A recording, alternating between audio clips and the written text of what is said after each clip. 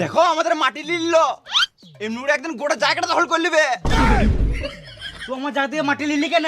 এই মারা মাটি নিলাম তো কি হলো, আবার তো আগের মতন হয়ে গেল। তুইও খুশি আমিও খুশি। আমি খুশি নই, তোমার জায়গা থেকে মাটি নিল কেন?